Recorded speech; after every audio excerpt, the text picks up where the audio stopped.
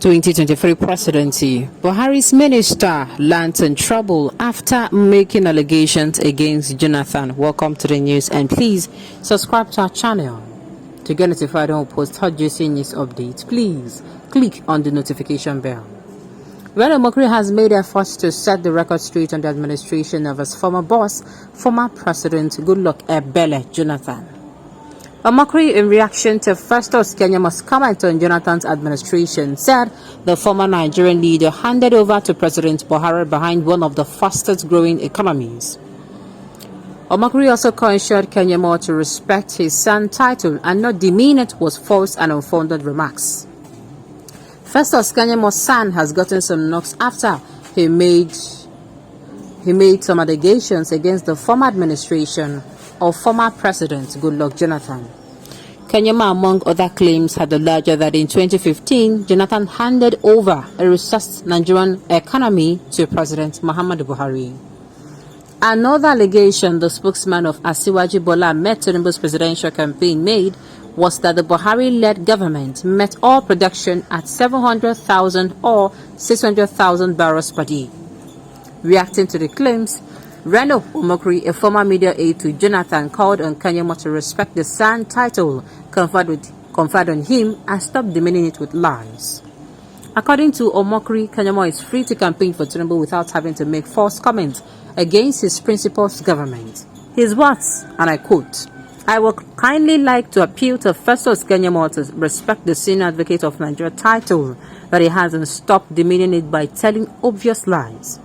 He can campaign for Bola Tinubu without making false statements about the Jonathan's administration." Nigeria's economy in Goodluck Ebele's Jonathan administration.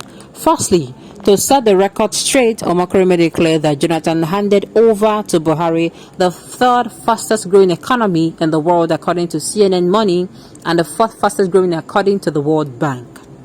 Nigeria's external reserves in Jonathan's time.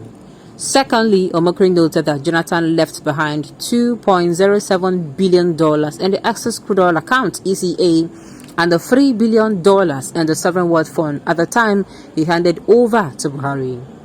Omokri went further to assert that his former boss bequeathed to the incoming regime $5.6 billion in Nigeria Liquefied Natural Gas Limited dividends. Additionally, the Jonathan government left behind a foreign reserve of $28.6 billion. Crude oil production in Goodluck Ebele Jonathan's time. Also, responding to Kenyamo's position that the current administration met oil production at 700,000 or 600,000 barrels per day, Omokri put forward a rebuttal by saying that in 2015, the Jonathan's government handed over oil production of 1.9 million barrels per day to the Buhari government.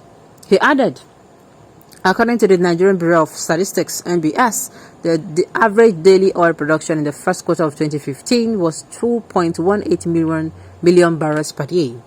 Ironically, it was the administration that met oil production at 700,000 and raised it to almost 2 million barrels per day. Finally, we led the naira at 199 to $1. Today, it is 750 naira to $1. We left foreign debt as at $10.7 billion. Today, it is almost $40 billion. We left the inflation rate at 9.6%. It is now 20.52%.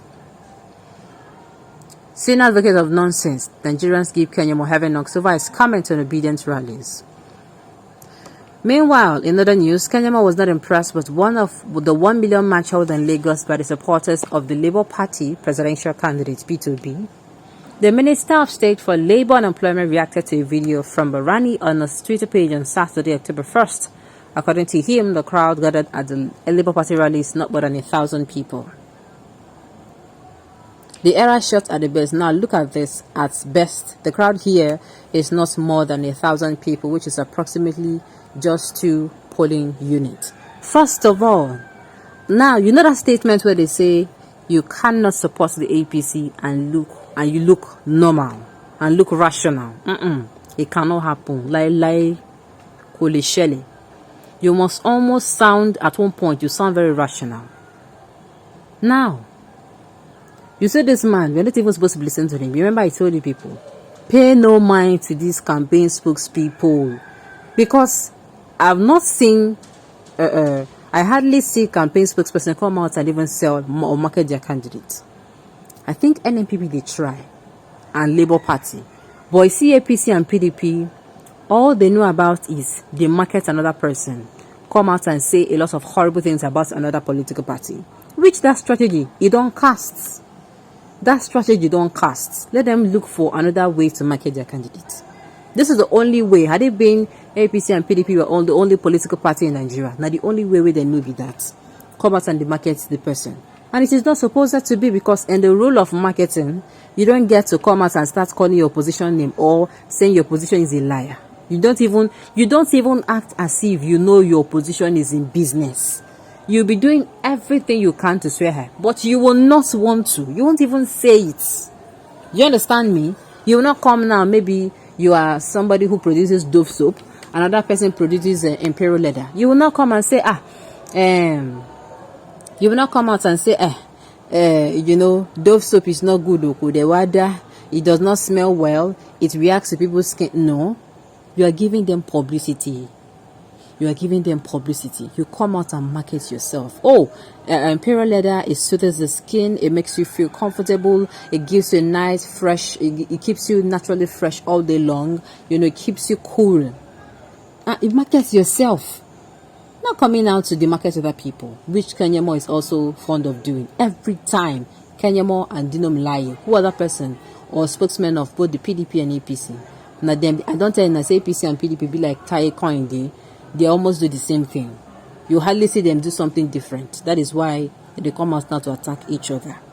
When it comes to the crowd that appeared at what's it called, Obi's rally at Oktoberfest, no problem. They say it is just 2 polling units. P2B people, I've said it's this campaign period, a lot of people are going to give you constructive criticism, and they're going to give ideas in means of criticism.